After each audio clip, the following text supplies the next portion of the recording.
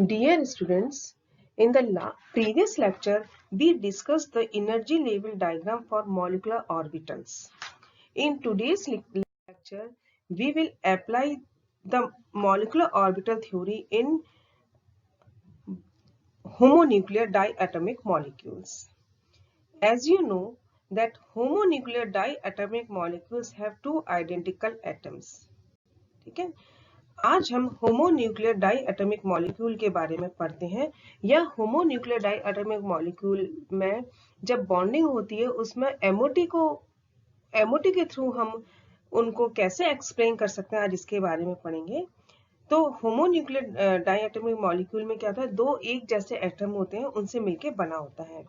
We can build up the molecular orbital energy level diagram of homonuclear diatomic molecules for element of first and second row of the periodic table in accordance with the Aufbau principle, Pauli's exclusion principle and Hund's rule।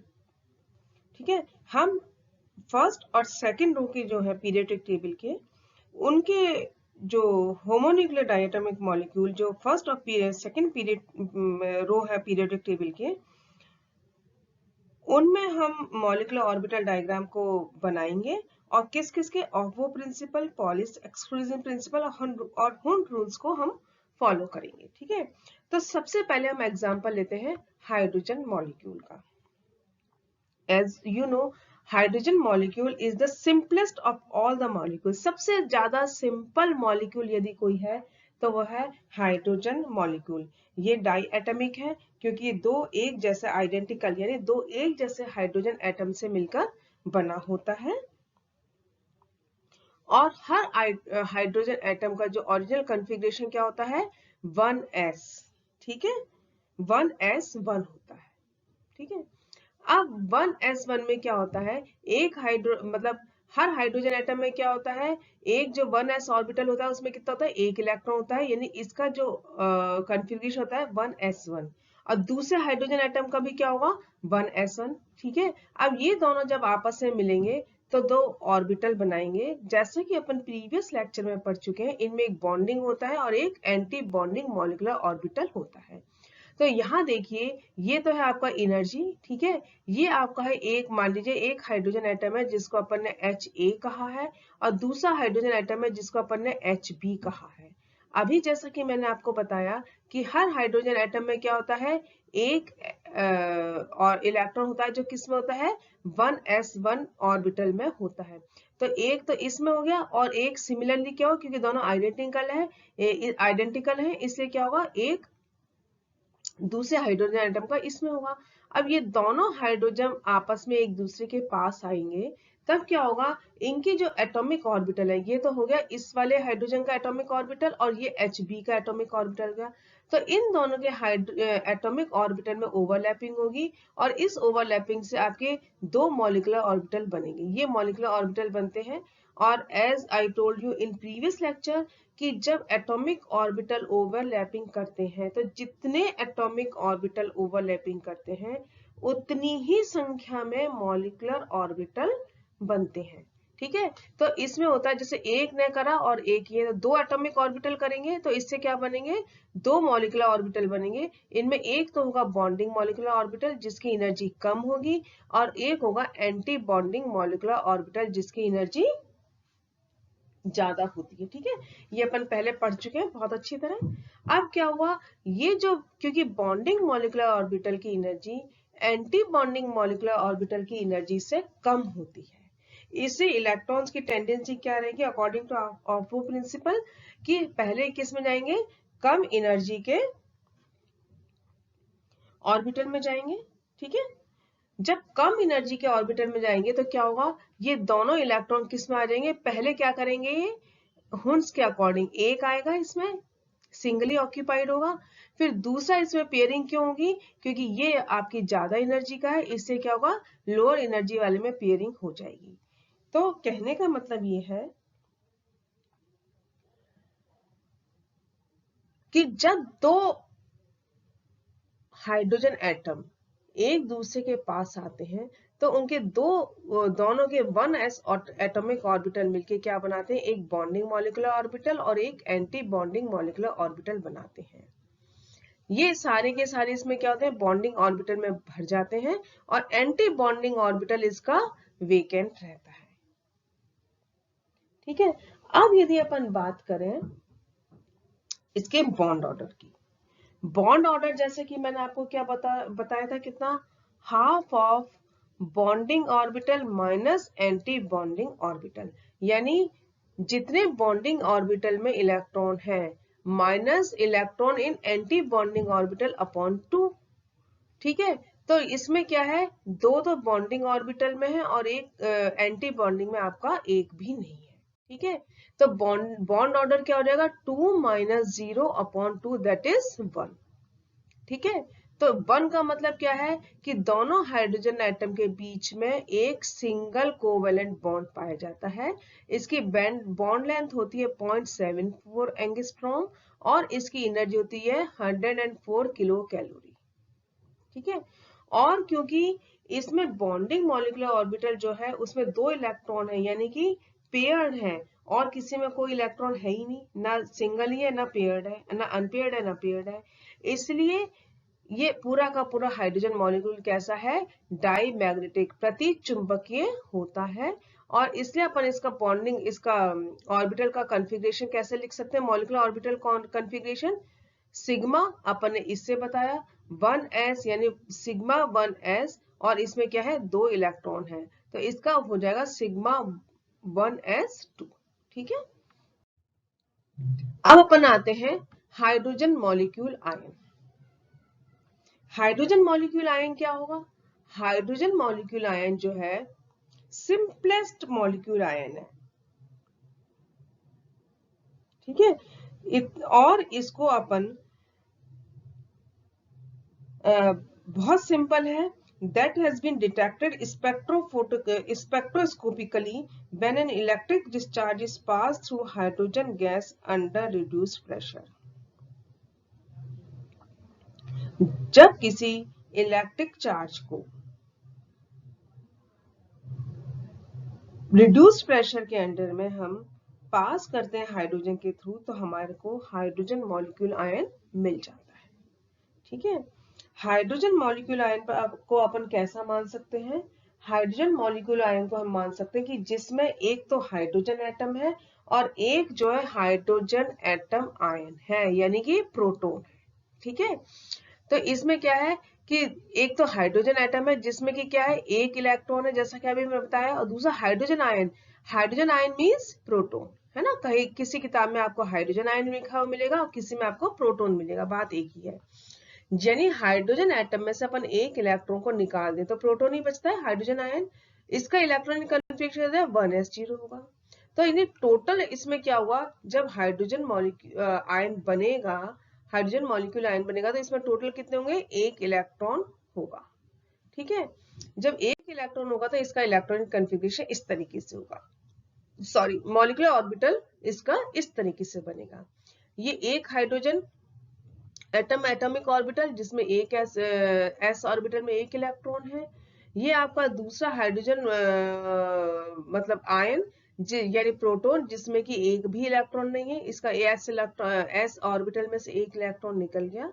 जब ये दोनों combine करेंगे तो दो molecular orbital बनेंगे, sigma S 1s bonding और sigma 1s anti bonding. 1s क्यों है, क्योंकि 1s एटॉमिक ऑर्बिटल और 1s एटॉमिक ऑर्बिटल आपस में ओवरलैपिंग करके मॉलिक्यूलर ऑर्बिटल बना रहे हैं। यदि 2s ऑर्बिटल और 2s ऑर्बिटल आपस में करेंगे तो क्या होगा, 2s bonding 2s anti bonding. यदि एक s और एक p आपस में ओवरलैपिंग करेगा तो sp बॉन्डिंग और sp एंटी बॉन्डिंग। ये मैं आपको प्रीवियस लेक्चर्स में अच्छी तरह बता चुकी हूँ। ठीक है, अब ये आपके बॉन्डिंग और एंटी बॉन्डिंग मॉलिक्यूलर ऑर्बिटल बन गए, क्योंकि बॉन्डिंग ऑर्बिटल कैसा है, लोअर एनर्जी का है, कम एनर्जी का है, इससे ये वाला एक इलेक्ट्रॉन किस में आ जाएगा, बॉन्डिंग उसमें आ गया, मॉलिक्यूलर ऑर्बिटल में आ गया, बस इसके पास एक ही इलेक्ट्रॉन है, दूसरा तो कोई इलेक्ट्रॉन है नहीं। ठीक है, तो अब अपन यदि इसका बॉन्ड ऑर्डर निकालें, इसका बॉन्ड ऑर्डर कितना होगा, number of electrons in bonding orbital यानी 1 minus number of electron in anti bonding orbital यानी 0 अपॉन 2 यानी 1 minus 0 upon 2 that is half. ठीक है, इसका बॉन्डिंग मॉलिक्यूलर और इसका बॉन्ड ऑर्डर कितना हो गया, हाफ हो जाता है। इसका मतलब क्या है कि इसमें ये सिर्फ जो है एक तो पैरामैग्नेटिक है क्योंकि इसमें बॉन्डिंग मॉलिक्यूलर ऑर्बिटल में एक ही इलेक्ट्रॉन है। ठीक है, अब वो भी कैसा है, अनपेयर्ड है। इसकी बॉन्ड लेंथ होती है 1.06 और बॉन्ड एनर्जी होती है 61 किलो कैलोरी पर मोल। अब देखिए इसका बॉन्ड ऑर्डर कितना है, हाफ, और stability is directly proportional to bond order. और हाइड्रोजन का बॉन्ड ऑर्डर कितना होता है, 1। ठीक है, तो हाइड्रोजन की स्टेबिलिटी थी 1 है तो इसकी जस्ट हाफ है।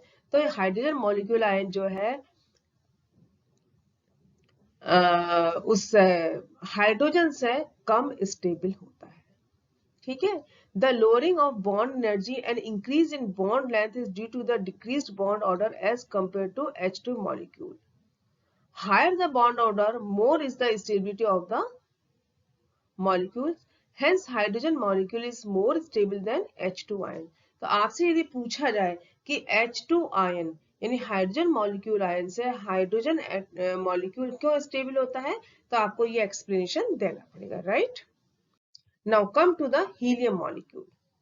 हीलियम इज एन हाइपोथेटिकल, काल्पनिक मॉलिक्यूल ये होता है।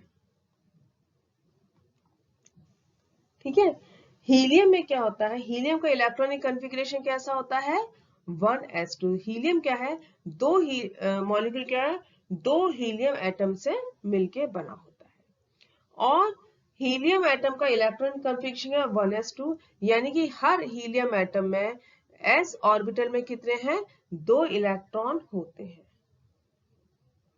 अब यदि अपन यानी एक हीलियम में तो क्या 2 एटम हुए, यानी 2 हीलियम एटम में कितने हो गए, टोटल 4 इलेक्ट्रॉन हो जाएंगे। ठीक है, और जैसे ही हीलियम एटम, 2 हीलियम एटम आपस में पास पास आएंगे, ठीक है, तो क्या बनेंगे, 2 मॉलिक्यूलर ऑर्बिटल बनेंगे जिसमें कि हमें क्या करना है, 4 ऑर्बिटल, 4 इलेक्ट्रॉन को एडजस्ट करना है। ठीक है, तो एक तो हो गया एटॉमिक ऑर्बिटल, ये एक हीलियम एटम का 1s2, दूसरे का हो गया ये 1s2। ठीक है, जब ये दोनों आए तो एक तो क्या बन गया, बॉन्डिंग मॉलिक्यूलर ऑर्बिटल हो गया और एक एंटी बॉन्डिंग मॉलिक्यूलर ऑर्बिटल बन गया।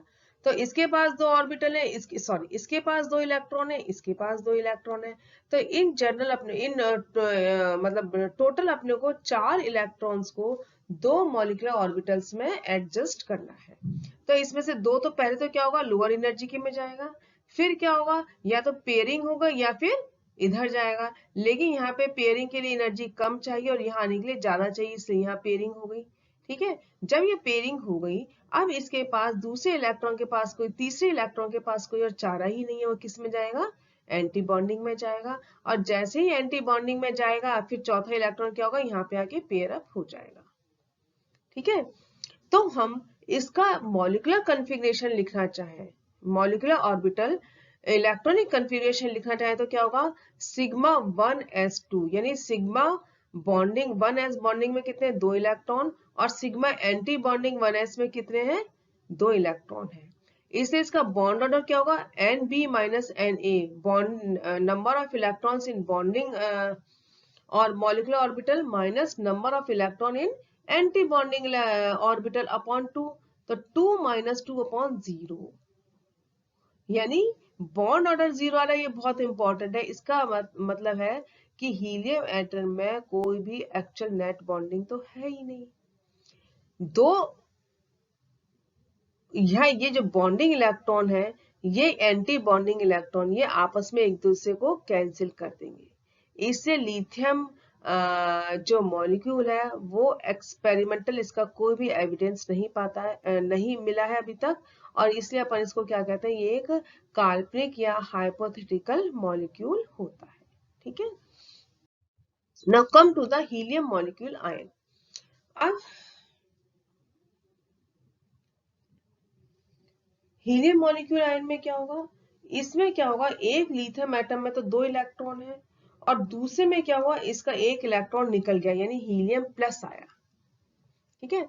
तो ये जो हीलियम मॉलिक्यूल आयन अपन को किस किस से मिलके बना हुआ मान रहे हैं, एक तो हीलियम एटम में जिसमें कि 2 इलेक्ट्रॉन है, दूसरा एक हीलियम आयन यानी इस दूसरे हीलियम में से 1 इलेक्ट्रॉन निकल गया, तो टोटल और क्या हो गए 3 इलेक्ट्रॉन्स हो गए, जिससे कि हमें मॉलिक्यूलर ऑर्बिटल में फिलअप करना है। देखिए ये हो गया आपका एक हीलियम एटम 1s2, दूसरा हीलियम आयन जिसमें कि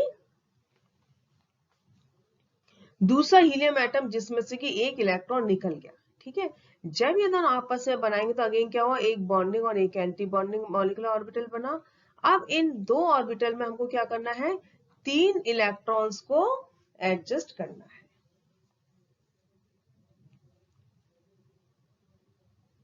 है ना।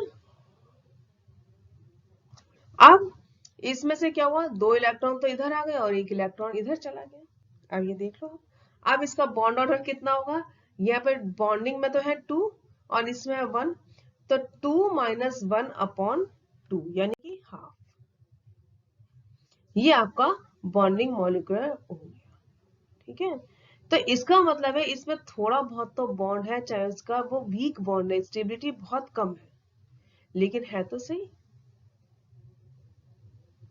और इसमें क्या है, टोटल 3 इलेक्ट्रॉन है, अनपेयर्ड इलेक्ट्रॉन है, इससे क्या है पैरामैग्नेटिक है। ठीक है, तो ये जो है वो गैस फेज में तो आइडेंटिफाई कर ही लिया गया है, और ये क्या है, पैरामैग्नेटिक इन नेचर होता है। ठीक है, लेकिन अब अपन यदि इसका कंपैरिजन करें हाइड्रोजन से, हाइड्रोजन में इसकी जो बॉन्ड एनर्जी है वो कितनी होती है, 70 किलो कैलोरी होती है। ठीक है, हाइड्रोजन की बॉन्ड एनर्जी अभी मैंने आपको बताया था 104 किलो कैलोरी होती है। ठीक है, और इसलिए क्या है, ये लेस हाइड्रोजन के मुकाबले ये कम स्टेबल होता है। ठीक है, और पैरामैग्नेटिक तो है ही। तो ये बच्चों